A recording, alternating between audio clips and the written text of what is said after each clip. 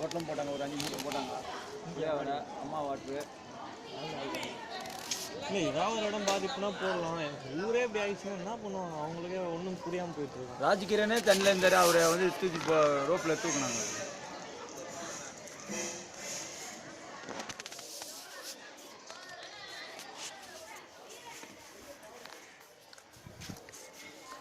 நீங்கள் பார்த்துட்டு இருக்க இந்த இடம் வந்து ஜாபர்கான்பேட்டுக்கிட்ட இருக்க ஜோதிலிங்க நகர். கீழே பாருங்கள், இது வந்து பாஸ்கர் தெரு. நீங்கள் பார்க்குறது வந்து சாக்கடையோ எதோனா இல்லை, இது வந்து பாஸ்கர் தெருன்ற ஒரு தெரு. ஜோதிலிங்க நகரில் இது ஒரு இடம். இங்கே வந்து நாங்கள் செஞ்ச உதவிலாம் வந்து கண்டிப்பாக பத்தாது. ஏன்னா நாங்கள் 2 பேர் தான் இருக்கோம். உதவி கண்டிப்பாக இந்த தெருவுக்கு நீங்களே பார்ப்பீங்க எத்தனை குடும்பம் இருக்குன்னு, பத்தாது. இந்த வீடியோ நீங்கள் பார்த்தீங்கன்னா தயவுசெய்து இங்கே வந்து கொஞ்சம் உதவலாம். அரசாங்கம் உதவலையெல்லாம் கேட்காதீங்க. அவங்க ஸ்டிக்கர் ஒட்டுறதுல கொஞ்சம் பிஸியாக இருப்பாங்க. அது மட்டும் இல்லாமல் அவங்களும் பாவம் என்ன பண்ணுவாங்க, ஒருத்தருக்கு பிரச்சனைனா இன்னொருத்தர் வருவார், ஒரே பிரச்சனை, அவங்க என்ன பண்ணுவாங்க. தயவுசெய்து முடிஞ்சவங்களாம் வந்து ஹெல்ப் பண்ணிங்கன்னா நல்லாயிருக்கும்.